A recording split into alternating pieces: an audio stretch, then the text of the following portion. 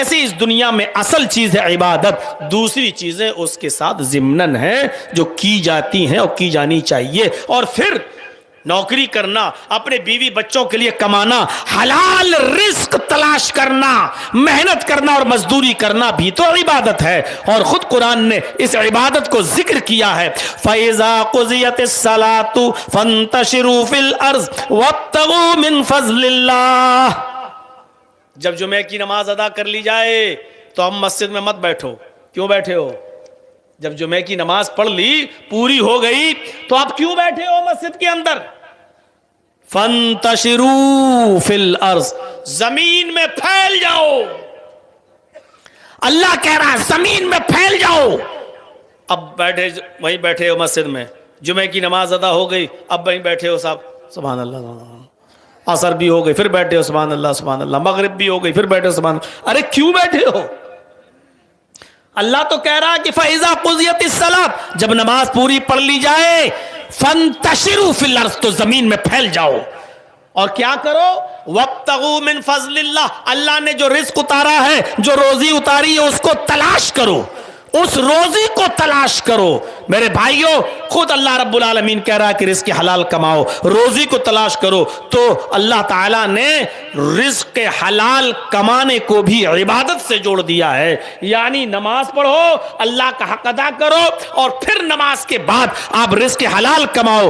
بیوی کے لیے، بچوں کے لیے رزق حلال کمانا بھی عبادت میں شامل ہے. میرے پیارے ساتھیوں، اس دنیا میں بدامنی کی بہت سی وجہ لوگ بتاتے ہیں، لیکن بدامنی کی اصل وجہ یہ ہے کہ ہم نے لوگوں کو اللہ کی عبادت سے دور کر دیا ہے. دنیا میں بدامنی کیوں ہے؟ آئیے ایک نظریہ بتاتے ہیں. کسی فلاسفر سے پوچھو، کسی فلاسفر سے پوچھو دنیا میں بدامنی کیوں ہے، وہ کہے گا ایٹمی ہتھیار کی وجہ سے.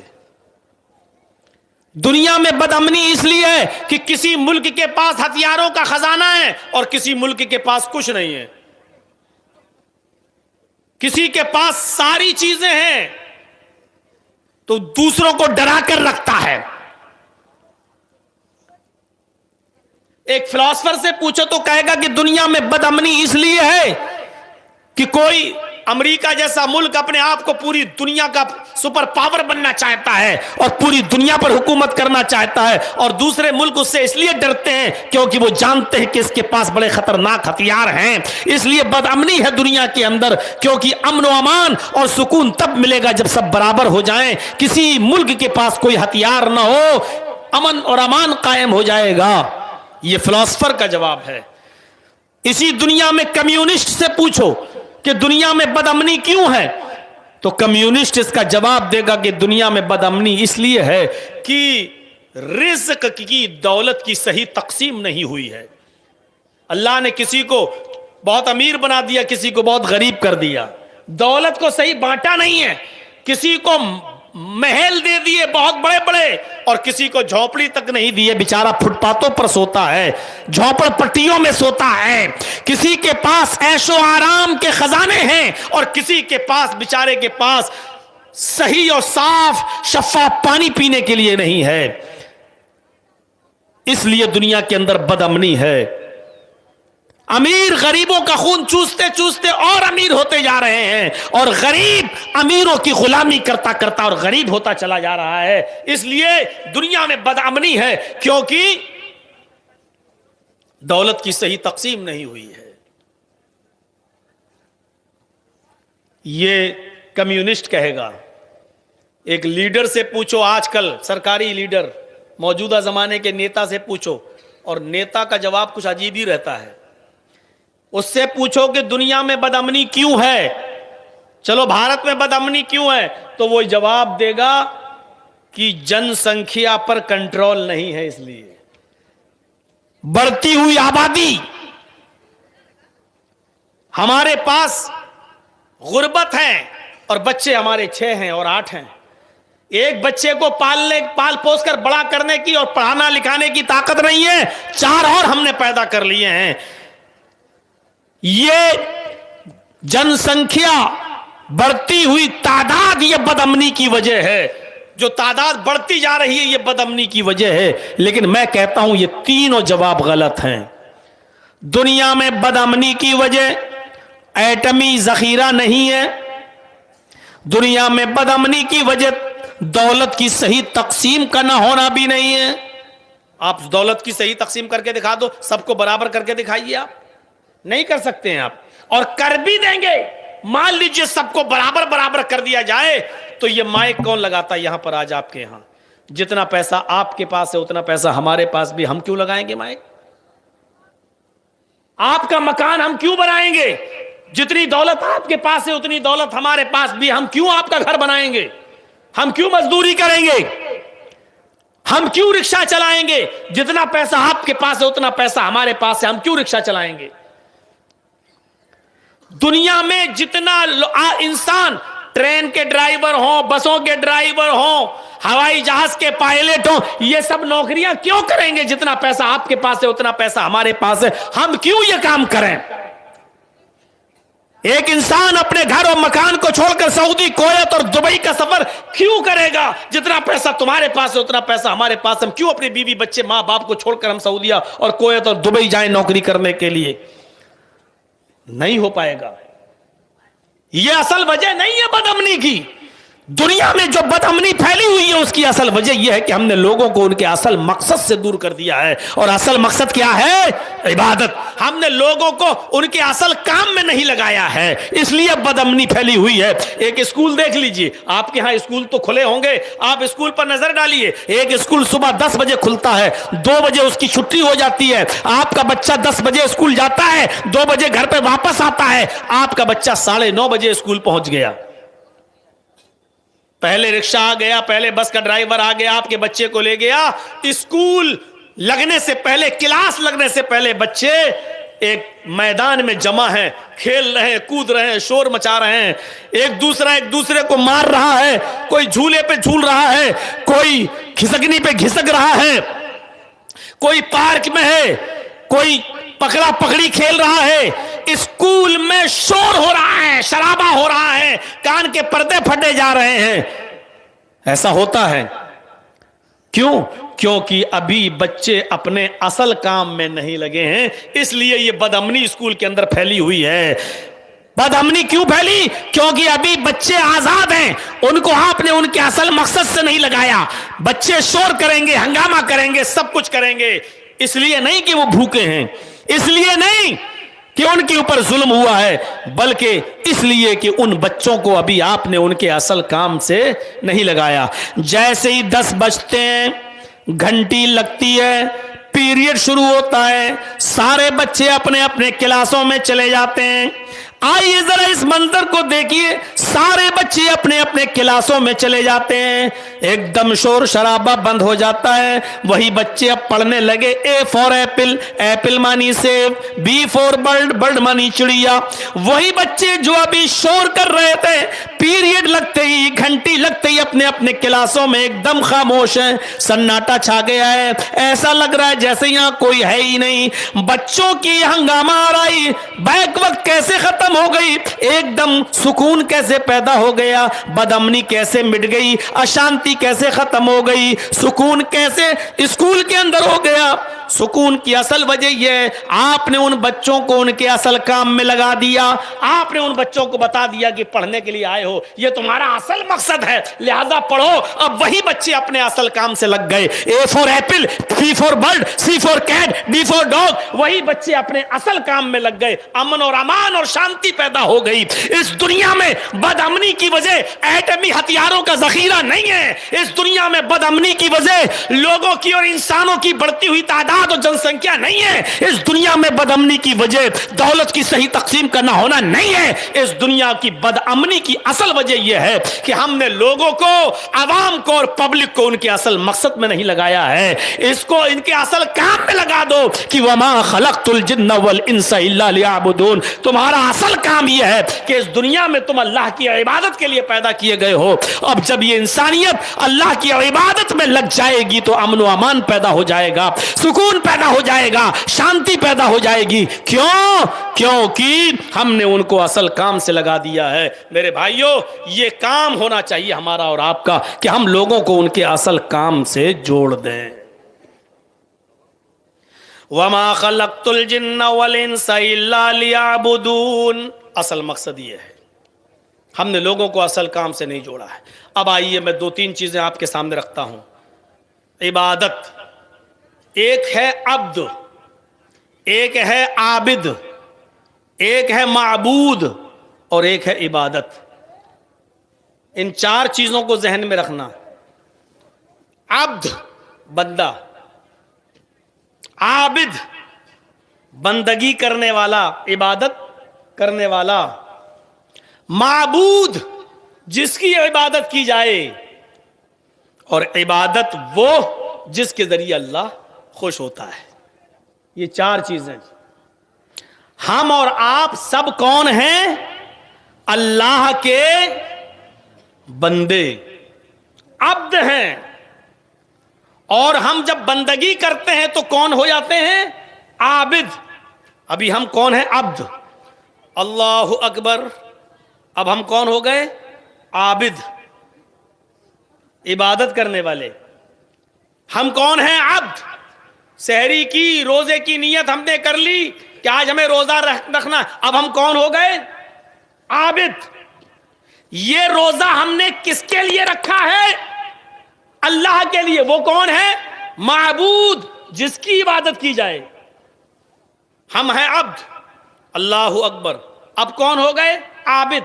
اور یہ جو ہم کر رہے ہیں, اٹھنا بیٹھنا, سجدہ رکوع, یہ کیا ہے؟ عبادت. اور یہ نماز, یہ عبادت جس کے لیے کی جا رہی ہے وہ کون ہے؟ معبود. عبد کے معنی غلام, اور عبادت جو ہم کر رہے ہیں وہ ہے غلامی. جس کے لیے کر رہے ہیں وہ ہے مالک.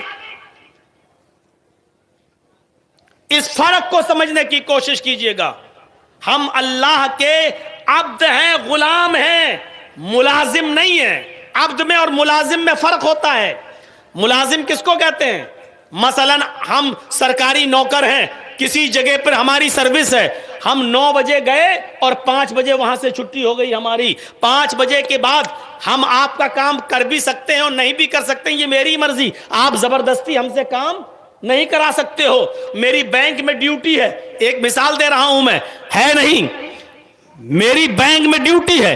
بینک 10 بجے کھلتی اور 5 بجے بند.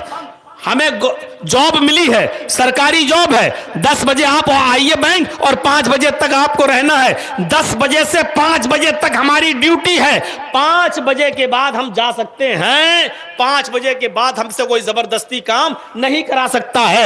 اگر 5 بجے کے بعد کرانا چاہو گے تو اوور ٹائم آپ کو اس کا پیسہ ہمیں دینا پڑے گا. وہ بھی ہماری مرضی کے اوپر. ہم چاہیں گے تو کریں گے اور چاہیں گے تو نہیں کریں گے. آپ زبردستی ہم سے نہیں کرا سکتے ہیں. اس کو کہتے ہیں ملازم, اس کو کہتے ہیں سروینٹ. لیکن ہم اللہ کے ملازم نہیں ہیں, ہم اللہ کے سروینٹ نہیں ہیں, ہم اللہ کے غلام ہیں, ہم اللہ کے عبد ہیں. ہمیں ہر حال میں اللہ کا حکم اینی ٹائم ماننا پڑے گا. یہ نہیں 5 وقت کی نماز پڑھ لی, ہو گئی عبادت, بس اب آپ فری ہو گئے. نہیں. ان اللہ اشترى من المؤمنین انفسهم واموالهم بان لهم الجنہ. پڑھیے قرآن کی آیت. اللہ نے صاف طور پہ کہہ دیا, میرے بندو, آئے مومنو, آئے مسلمانوں, ان اللہ اشترى من المؤمنین انفسهم واموالهم. آئے مسلمانوں, ہم نے تمہاری جانوں کو اور ہم نے تمہارے مالوں کو خرید لیا ہے. اللہ نے کیا کہا؟ ہم نے خرید لیا ہے. تمہاری جانوں کو بھی اور تمہارے مالوں کو بھی. یہ جان بھی ہماری نہیں ہے اور ہمارے پاس جو مال ہے وہ بھی ہمارا نہیں ہے. اللہ نے کہا ہم نے خرید لیا. ان اللہ اشترى من المؤمنین انفسهم واموالهم. اللہ نے خرید لیا ہے تمہاری جانوں کو اور تمہارے مالوں کو. اور اس جان اور مال کی قیمت اس نے کیا دی ہے؟ ہمیں خریدا ہے تو کچھ تو دیا ہوگا. کیسے خریدا؟ فری میں نہیں. اللہ نے کہا ہم نے تمہاری جانوں کو اور تمہارے مالوں کو خریدا ہے بِأَنَّ لَهُمُ الْجَنَّةَ، جنت کے بدلے. ہم نے بدلے میں کیا دیا ہے تمہیں؟ جنت. تم ہمیں اپنی جان دو، تم ہمیں اپنا مال دو، بدلے میں ہم سے جنت لو. اللہ رب العالمین نے کہا کہ تم میرے بندے ہو. اینی ٹائم جب بھی تمہاری جان کی ضرورت پیش آئے گی تمہیں دینا پڑے گی. تم بھاگ نہیں سکتے ہو، راہ فرار اختیار نہیں کر سکتے ہو. اگر میدان جہاد میں تمہیں کودنا پڑے تو کودنا پڑے گا. تم پیٹھ دکھا کر نہیں بھاگ سکتے ہو. راہ فرار اختیار کرنا کبیرہ گناہوں میں شامل ہے اور ہلاک کر دینے والے گناہوں میں شامل ہے. اللہ کے نبی صلی اللہ علیہ وسلم نے فرمایا اجتنبوا السبع الموبقات، 7 ہلاک کر دینے والے گناہوں سے بچو. اور ان 7 ہلاک کر دینے والے گناہوں میں کیا ہے؟ والفرار من الزحف، میدان جنگ سے راہ فرار اختیار کرنا بھی ہے، جنگ سے بھاگ جانا ہے، پیٹھ دکھانا بھی ہے. تو میرے بھائیوں ادھر توجہ دیجئے. اب آپ کے سمجھ میں آئے گی ہم اللہ کے عبد ہیں، اللہ کے غلام ہیں، اللہ کے بندے ہیں. ہم سرونٹ نہیں ہیں، ہم اللہ رب العالمین کی نوکر نہیں ہے. جب چاہیں تب عبادت کریں اور جب چاہیں نہ کریں. اللہ ہم سے زبردستی نہیں کروا سکتا ہے. ہم نوکر نہیں ہیں، ہم غلام ہیں. اور غلام وہ ہوتا ہے کہ مالک کو جب بھی ضرورت پڑے غلام کو اٹھنا پڑتا ہے. اور پرانے زمانے میں جب لوگوں کے خرید و فروخت کا معاملہ تھا، نبی اکرم صلی اللہ علیہ وسلم کے غلام حضرت زید تھے. آپ ان سے بھی کام لیا کرتے تھے. آپ کی کچھ لونڈیاں تھیں، خادمہ تھیں. آپ ان سے جب چاہتے کام لیا کرتے. نہ رات دیکھتے نہ دن دیکھتے، جس وقت بھی ضرورت پڑے گی اپنی لونڈی سے، اپنے غلام سے کام لیا جا سکتا ہے. تو اللہ رب العالمین نے بھی فرمایا اے میرے بندو، تم میرے بندے ہو، تم میرے غلام ہو. ہمیں جب بھی تمہاری ضرورت پڑے گی تمہیں منع نہیں کرنا ہے. ایک اور چیز میں بتا دوں، بندے کا اور اللہ کا تعلق بڑا گہرا ہوتا ہے. عبد کا اور معبود کا تعلق، عابد کا اور معبود کا تعلق بڑا گہرا ہوتا ہے. مالک کو ہمیشہ غلام بچاتا ہے. آئیے ذرا ہم آپ کو ایک واقعے کی طرف لے کے چلنا چاہتے ہیں. آپ نے سنا ہوگا محمود ایک بادشاہ تھا اور اس کا غلام تھا ایاز. اور یہ دوستی اتنی پکی تھی غلام کے ساتھ، محمود کی اپنے غلام کے ساتھ، کہ دوسرے غلاموں کو جلن ہوتی تھی کہ بادشاہ جو ہے محمود اس غلام سے، ایاز سے اتنی محبت کیوں کرتا ہے. مشہور ہے جب مسجد میں نماز کا وقت ہوتا تھا تو محمود اپنے ساتھ ساتھ اپنے غلام ایاز کو بھی لے جایا کرتا تھا. اور جب امام صاحب نماز پڑھاتے تھے تو محمود ایاز کے بغل میں، اپنے غلام کے بغل میں نماز پڑھتا تھا. علامہ اقبال نے اسی چیز کو سامنے رکھتے ہوئے کہا تھا ایک ہی صف میں کھڑے ہو گئے محمود و ایاز، ایک ہی صف میں کھڑے ہو گئے محمود و ایاز، نہ کوئی بندہ رہا نہ کوئی بندہ نواز. ایک ہی صف میں. ایک بار سارے غلاموں نے بادشاہ سے شکایت کر دی محمود سے کہ آپ صرف ایک ہی غلام سے زیادہ محبت کرتے ہو، دوسروں سے نہیں. آخر وجہ کیا ہے؟ ہم آپ کی اتنی خدمت کرتے ہیں پھر بھی آپ ہمیں اتنا پیار نہیں دیتے ہو جتنا آپ ایاز سے محبت کرتے ہو. تو محمود کو تھوڑا برا لگا اور اس نے کہا کہ مجھے اپنے غلاموں کو یہ بتانا پڑے گا کہ میں ایاز سے کیوں محبت کرتا ہوں. مجھے اپنے غلاموں کو بتانا پڑے گا کہ میں ایاز سے کیوں محبت کرتا ہوں. تو اس نے کہا یہ جاننا چاہتے ہو کہ میں ایاز سے کیوں محبت کرتا ہوں اور تم لوگوں سے اتنی زیادہ کیوں نہیں کرتا؟ کہا ہاں مجھے یہ جاننا ہے. اس نے سارے غلاموں کو بلایا، جمع کیا، تقریباً 20 غلام، سب کو لائن سے بٹھا دیا اور سب کے ہاتھ میں ایک ایک ڈائمنڈ کا ٹکڑا دے دیا. ڈائمنڈ، ہیرا. یہ اٹھا بیٹھی کرنے لگے بچے لوگ تو سامنے سے. ایک ایک ہیرا دے دیا سب کو، ایک ایک 20 ہیرے 20 غلاموں کو دے دیے. ان غلاموں میں ایاز بھی ہے، سب کو دے دیے ایک ایک ہیرا. بادشاہ نے پوچھا اے میرے خادموں، اے میرے غلاموں، تمہارے ہاتھ میں کیا ہے؟ سارے غلاموں نے کہا ڈائمنڈ. हीरा का। अच्छा, कितना कीमती है? अरे साहब इसकी कोई कीमत ही नहीं है, बहुत कीमती होता है ये डायमंड। बादशाह ने सबको एक एक हथौड़ा भी दे दिया, ऐसे ही पकड़ो लो हथौड़ा, सबको हथौड़ा दे दिया। सारे गुलाम सोच रहे अल्लाह, हीरा भी दे दिया, डायमंड और हथौड़ा भी, ये क्या करेगा बादशाह। थोड़ी देर के बाद बादशाह ने ऑर्डर दिया महमूद ने, आए मेरे गुलामों, हथौड़े से हीरा तोड़ दो। जो हीरा मैंने तुम्हें दिया है, ये हथौड़ा हीरे पे मार दो, हीरे को चकनाचूर कर दो, बिल्कुल सुरमा बना दो, मार दो। थोड़ा सा चौंके सारे गुलाम, ऐसे यार डायमंड है, मारें कि ना मारें, चौंक रहे। फिर सोचा बादशाह का हुक्म है, मार ही देता हूं। मार दिया सबने, हीरा टूट गया। 20 गुलामों ने हीरे पर हथौड़ा मार दिया। उन 20 गुलामों में अयाज भी शामिल था, उसने भी मार दिया, हीरा टूट गया। अब बादशाह ने एक एक करके सबको बुलाया, इधर आओ, हीरा क्यों तोड़ा? खुद ऑर्डर दिया था और अब क्या कह रहा है, हीरा क्यों तोड़ा? उसने कहा साहब आपका हुक्म था, मैंने तोड़ दिया। दूसरे से पूछा ये तुमने क्यों तोड़ा? उसने कहा बादशाह साहब आपने कहा तोड़ दो, मैंने तोड़ दिया। तीसरे से पूछा तुमने क्यों तोड़ा? उसने भी जवाब दिया कि आपका हुक्म हीरे से बढ़कर नहीं था, आपका ऑर्डर था तोड़ने का, मैंने तोड़ दिया, आपकी नाफरमानी करना मैंने मुनासिब नहीं समझा। सब ने यही जवाब दिया।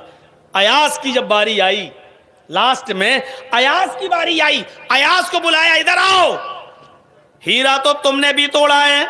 जी तोड़ दिया। तुमने क्यों तोड़ा? तुमने क्यों तोड़ा? तो अयाज ने इसका जवाब कितना खूबसूरत दिया। अयाज ने कहा बादशाह सलामत, मेरे कानों ने आपका हुक्म सुना तोड़ दो, लेकिन मेरे दिमाग का कसूर था, मेरी अकल का कसूर था कि मैं आपके हुक्म को समझ ना सका, और मेरे नाकिस अकल ने, मेरी नाकिस खोपड़ी ने कहा तोड़ देना चाहिए।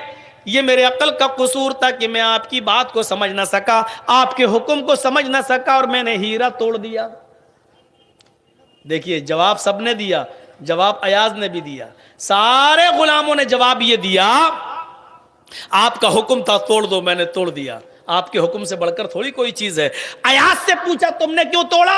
अयाज ने कहा मैंने इसलिए तोड़ दिया क्योंकि आपने हुक्म दिया, लेकिन मेरा दिमाग, मेरी खोपड़ी, मेरी अकल समझ नहीं सकी आप कहना क्या चाहते थे। ये मेरे अकल का कसूर है कि मैंने आपके हीरे को तोड़ दिया, ये मेरी अकल का कसूर है। महमूद ने कहा आए गुलामों, देखा मैं अयाज को क्यों चाहता हूं, अयाज से सबसे ज्यादा मोहब्बत क्यों करता हूं, अयाज को क्यों पसंद करता हूं। अब समझ में आया, मैंने तुम सबको ऑर्डर दिया था हीरा तोड़ने का, अयाज को भी हुक्म दिया था हीरा तोड़ने का, तुम सबने मेरा हुक्म माना, अयाज ने भी मेरा हुक्म माना। तुम सबसे पूछा हीरा क्यों तोड़ा, तुमने कहा आपका हुक्म था तोड़ दो, तोड़ दिया, आपका हुक्म था तोड़ दो तो इसलिए तोड़ दिया। लेकिन अयाज ने क्या कहा, ये मेरी अकल का कसूर था कि मैं समझ नहीं पाया, यानी उसने मेरे ऊपर आंच नहीं आने दी। हालांकि हुक्म मैंने ही दिया था, लेकिन उसने मेरे ऊपर आंच नहीं आने दी और बड़ी खूबसूरती के साथ मुझे बचा लिया, और उसने सारा कसूर अपनी अकल का अपने ऊपर ले लिया कि ये मेरी अकल का कसूर है। मेरे भाइयों, एक बंदे का ताल्लुक अपने रब के साथ ऐसा ही होना चाहिए, जब वो कोई अच्छा काम करे तो कहे कि रब ने मुझे हिदायत दी, अल्लाह ने मुझे तौफीक दी, और जब वो कोई गलत काम करे और गुनाह की तरफ आगे बढ़े और उससे कोई गुनाह सरजद हो जाए तो वो अल्लाह को दोष न दे, वो ये ना कहे कि अल्लाह ने मुझे गुमराह कर दिया, वो ये ना कहे कि अल्लाह ने मुझे बहका दिया, बल्कि वो ये कहे कि अल्लाह ने तो मुझे हिदायत ही दी थी, लेकिन शैतान ने मुझे रास्ते से बहका दिया, और शैतान के ऊपर इल्जाम लगा दे, मेरे ऊपर इल्जाम न लगाए, यानी अल्लाह के ऊपर नाम। जबकि हर खुतबे में हर मुकर्रिर पढ़ता है, हम और आप जितने सब पढ़ते हैं, मन यहदिहिल्लाहु फला मुज़िल्ल लहु व मन युज़लिल फला हादिय लहु। अल्लाह जिसको हिदायत दे उसको कोई गुमराह नहीं कर सकता, और जिसको अल्लाह गुमराह कर दे उसको कोई हिदायत नहीं दे सकता। यह हदीस है, बुखारी के अंदर मौजूद है। हदीस में क्या है, اللہ جس کو ہدایت دے اس کو کوئی گمراہ نہیں کر سکتا، اور جس کو اللہ گمراہ کر دے اس کو کوئی ہدایت نہیں دے سکتا. یعنی ہدایت بھی اللہ دیتا ہے اور گمراہ بھی اللہ ہی کرتا ہے. لیکن بندے کا اللہ کے ساتھ تعلق یہ ہونا چاہیے کہ جب وہ کوئی اچھا عمل کرے تو کہے یہ میرے رب کی توفیق سے ہے، یہ میرے رب کی ہدایت سے ہے، اور جب وہ کوئی غلط کام کرے تو یہ کہے کہ اس میں شیطان کا قصور ہے، شیطان نے ہم کو بہکا دیا، شیطان نے ہم سے یہ غلط کام کرا دیا. میرے پیارے ساتھیوں، وہ اپنے رب کے اوپر الزام نہ لگنے دے. یہ ایک عبد کا تعلق، عابد کا تعلق معبود سے ہونا چاہیے. ابھی عبد اور عبادت ہی بتا رہا ہوں میں آپ کو. یہ تعلق ہونا چاہیے بندے کا اللہ سے کہ وہ اچھے کام کی نسبت تو اللہ کی طرف کرے، لیکن غلط اور برے اور گھٹیا اور رذیل کام کی نسبت وہ شیطان کی طرف کرے. اپنے اللہ پر آنچ نہ آنے دے، اپنے رب پر آنچ نہ آنے دے. اب سنیے عبادت کی تعریف کیا ہے. عبادت کی تعریف علامہ ابن القیم الجوزی رحمت اللہ علیہ نے جو کی ہے عربی زبان میں، وہ یہ کی ہے کہ وَعَلَمْ أَنَّ النِّيَّةَ رُوحٌ وَالْعِبَادَةَ جَسَدٌ وَلَا الْحَيَاةَ لِلْجَسَدِ بِدُونِ الرُّوحِ. یہ عبادت کی تعریف کی ہے علامہ ابن قیم الجوزی رحمت اللہ علیہ نے. وَعَلَمْ، جان لو، سن لو، ان النیت روح، نیت روح ہے، والعبادت جسد، عبادت جسم ہے. دیکھیے ہماری باڈی دو چیزوں سے مل کر بنی ہے، ایک تو باڈی ہے اور ایک روح ہے. روح اور جسم سے مل کر یہ شریر تیار ہے. اگر روح نکال دی جائے تو جسم کی کوئی حیثیت نہیں ہے. آپ کا بیٹا جو آپ کی آنکھوں کا ٹھنڈک ہے، آپ کی آنکھوں کا تارا ہے، ابھی اگر اس کے اندر سے روح نکال لی جائے تو 2-4 گھنٹے رونے پیٹنے کے بعد، 7-8 گھنٹے رکھنے کے بعد آپ اپنے اسی آنکھوں کے نور کو، اسی لخت جگر کو، اس آنکھوں کی ٹھنڈک کو اب اپنے گھر میں نہیں رہنے دیں گے، اٹھا کر قبرستان میں لے جائیں گے اور دفن کر دیں گے. کیوں؟ کیونکہ اب یہ جسم بغیر روح کے بیکار ہے. بغیر روح کے اب یہ جسم بیکار ہے. اب اس جسم کی کوئی حیثیت نہیں ہے، اب اس جسم کی کوئی حیثیت نہیں ہے کیونکہ روح نکل چکی ہے. تو عبادت کی روح بتائی ہے. اب آئیے ذرا ہم اب جو چیز بتا رہا ہوں وہ سننے کے لائق ہے. علامہ ابن قیم نے کیا کہا ہے؟ وَعَلَمْ أَنَّ النِّيَّةَ رُوحٌ، نیت روح ہے، نیت روح ہے. کوئی بھی عبادت آپ کریے، اگر اس کے اندر نیت اچھی ہے تو وہ عبادت زندہ ہے. اگر اس عبادت میں نیت بیکار ہے تو وہ عبادت بیکار ہے، وہ عبادت مردہ ہے، اس کی کوئی حیثیت نہیں ہے. تو ان النیت روح، نیت روح ہے، والعبادت جسد، اور عبادت جسم ہے، عبادت جسم ہے. وَلَا الْحَيَاةَ لِلْجَسَدِ بِدُونِ الرُّوحِ، اور جسم جو ہے بغیر روح کے کوئی زندگی نہیں ہے.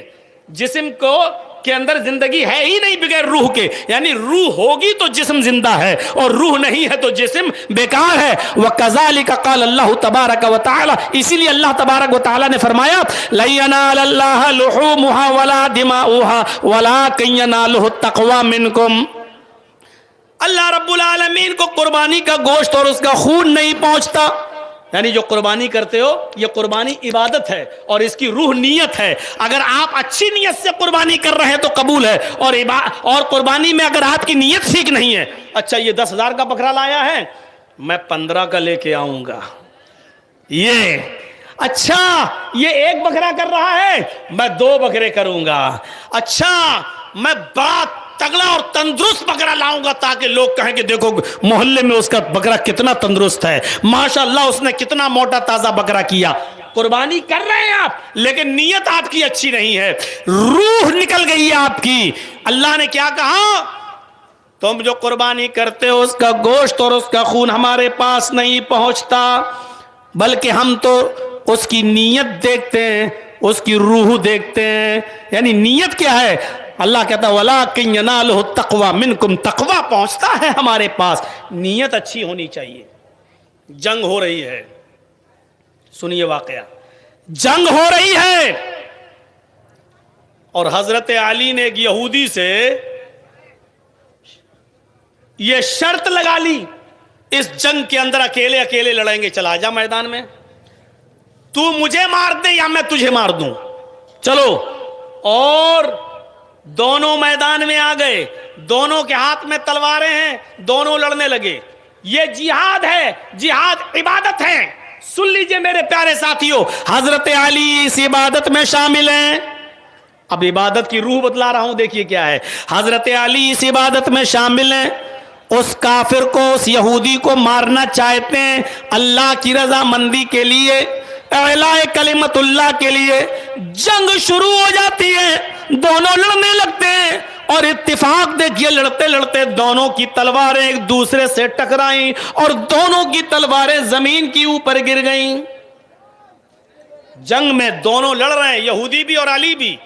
حضرت علی اور یہودی دونوں کی تلواریں ٹکرائیں اور دونوں کی تلواریں زمین کے اوپر کہیں دور گر گئیں۔ اب دونوں ہی میں لاتم گھوسم ہونے لگا، دونوں ہی میں ہاتھ اور پیر کی لڑائی شروع ہو گئی۔ تلواریں پڑی ہیں، پڑی رہنے دو۔ اب دونوں ہی ہاتھوں سے، مکوں سے، گھوسوں سے ایک دوسرے کو مارنے لگے۔ وہ کبھی علی کو مارتا، کبھی علی اس کو مارتے۔ لڑتے لڑتے لڑتے لڑتے لڑتے لڑتے یہ جنگ اتنی خطرناک ہوئی کہ لڑتے لڑتے ایک موقع ایسا آیا کہ حضرت علی اس یہودی کے اوپر چڑھ گئے، اس یہودی کے سینے پر بیٹھ گئے اور اپنے دونوں ہاتھ سے اس کا گلا دبانے لگے۔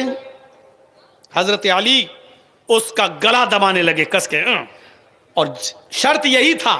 کیا تھی شرط؟ یا تم مجھے مار دو یا میں تمہیں مار دوں۔ حضرت علی اس کا گلا ایسے پکڑ کے دبانے لگے، کس کے زور سے جب دبایا تو اس یہودی نے ایک چالاکی سے کام کیا۔ بہت چالاک یہودی، بہت چالاک قوم ہوتی ہے، اور چالاک نہ ہو تو اسرائیل کے اندر ایسے ہی سارے عربوں کو نچا رہی ہو یہ اسرائیل قوم۔ بڑی شاطر قوم ہوتی ہے یہ یہودی، بڑی چالاک قوم ہوتی ہے یہ۔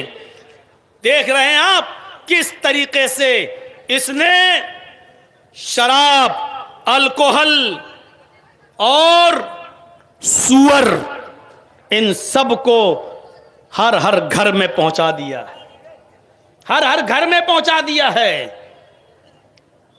ہماری قوم کی بیٹیاں اور ہماری بہنیں تو مسلمانوں کے گھروں میں بھی یہ چیز آ چکی ہے۔ یہ لپسٹک، یہ کریم اور پاؤڈر، کیا ہے یہ؟ کوئی ہے جو یہ بتا سکے کہ کوئی لپسٹک بغیر الکوہل کے بن جاتی ہے؟ اس کے اندر تیزاب بھی ہوتا ہے جو پھیلنے کا کام کرتا ہے۔ اس لپسٹک کے اندر ارنڈی کا تیل بھی ہوتا ہے۔ اس لپسٹک کے اندر اس کو کچھ دنوں تک محفوظ رکھنے کے لیے الکوہل بھی ملایا جاتا ہے، الکوہل، تاکہ یہ صحیح رہے۔ اور جب الکوہل کا اثر ختم ہو جاتا ہے اور جب الکوہل اپنا کام کرنا بند کر دیتا ہے تو پرانی لپسٹک کو، اس کی خوشبو کو سونگھ کے دیکھیے، آپ سونگھ نہیں پائیں گے۔ جب الکوہل اپنا کام کرنا بند کر دیتا ہے تو آپ لپسٹک کی بدبو سونگھ نہیں پائیں گے۔ ہماری بہنیں، ہماری بیٹیاں پرانی لپسٹکوں کو اٹھا کر دیکھیں، اس کی بدبو سونگھ نہیں پائیں گی۔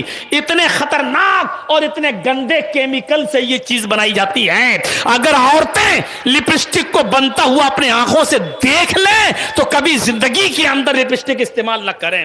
اس میں الکوہل، اس میں سور کی چربی، کیونکہ ہونٹوں پر، انسان کے جسم پر بہت سے جانوروں کی چربی کا تجزیہ جب کیا گیا تو بھینس کی چربی پگھل گئی، گائے کی چربی پگھل گئی، بکرا بکری کی چربی پگھل گئی، سارے جانوروں کی چربی پگھل جاتی ہے، لیکن سور کی چربی ایسی ہے جو انسانی جسم پر پگھلتی نہیں ہے۔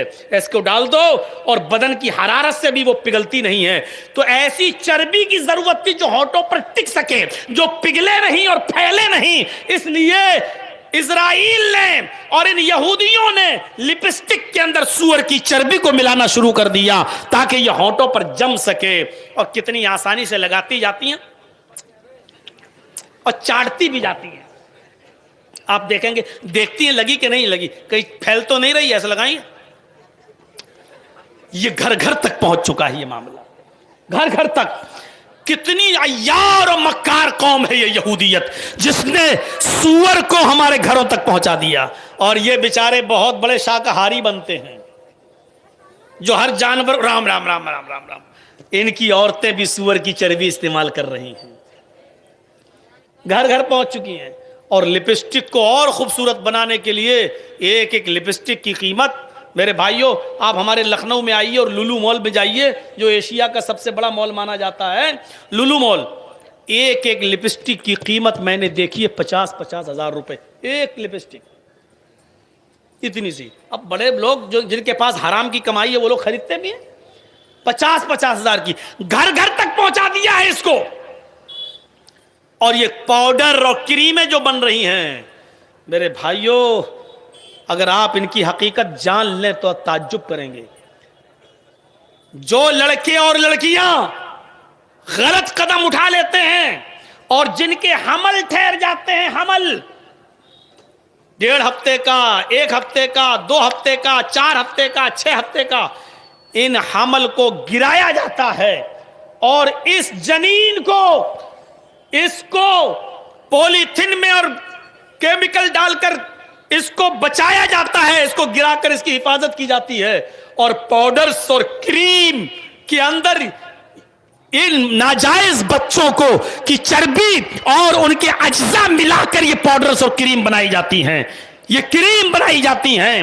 میرے پاس پوری ایک ریسرچ رکھی ہوئی ہے میرے پاس، میرے بھائیوں آئیے اور پڑھیے اور دیکھیے، باقاعدہ اس پر ایک فلم بنی تھی، ایک فلم بنی ہے، اور اس فلم کے بہت ہنگامہ ہوا، بہت ہنگامہ ہوا ہے۔ سن 1985 کے اندر، وہ 1885 کے اندر وہ فلم چلائی بھی گئی تھی، وہ فلم چلی تھی جس پر بڑا ہنگامہ ہوا۔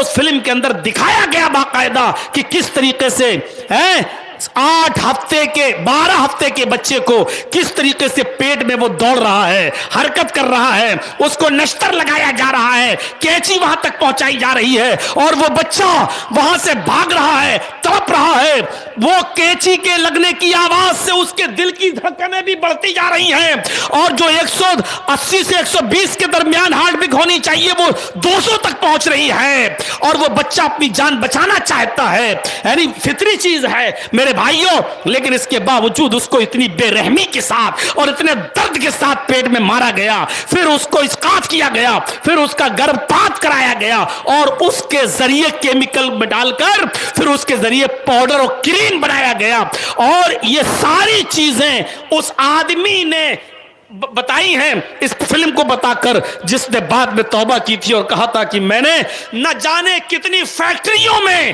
ان چھوٹے چھوٹے معصوم بچوں کو سپلائی کیا ہے، گرایا ہے پیٹ سے حمل کو، اور حمل کو گرانے کے بعد میں نے ان کو ہاسپٹلوں میں پہنچایا ہے، اور کریم اور یہ فیکٹری پاؤڈر کی ہے یہاں تک میں نے ان کو پہنچایا ہے۔ میرے بھائیوں، یہ یہودیت اتنی نالائق قوم ہے، اتنی بے شرم قوم ہے کہ یہ معصوم اور چھوٹے چھوٹے بچوں کے ساتھ بھی کھلواڑ کرتی ہے۔ اس کے ہاں کسی کا قتل کر دینا کوئی بہت بڑی بات نہیں ہے۔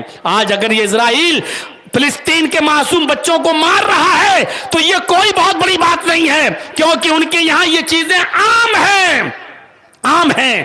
وہ لوگ بے رحم ہوتے ہیں جس قوم نے نبیوں کو نہیں چھوڑا ہو، رسولوں کو نہیں چھوڑا ہو، اور سب سے زیادہ یہودی ہی وہ قوم ہے جس نے سب سے زیادہ نبیوں کو قتل کیا ہے اور سب سے زیادہ رسولوں کو قتل کیا ہے۔ تو یہ کوئی بڑی بات نہیں اور بعید بات نہیں ہے۔ تو میں کہنا یہ چاہ رہا تھا میرے بھائیوں، حضرت علی یہودی کے اوپر سوار ہو گئے، بات یہاں سے نکلی تھی دوسری طرف چلی گئی، اور اس کے گلے پر سوار ہوئے اور دبانا شروع کر دیا۔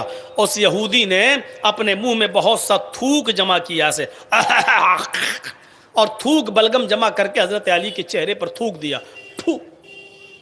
حضرت علی کے چہرے پہ جب تھوک آیا تو حضرت علی نے جیسے یہ گلا دبا رہے ہیں اس کا، جب تھوک دیا تو چھوڑ دیا اس کا گلا،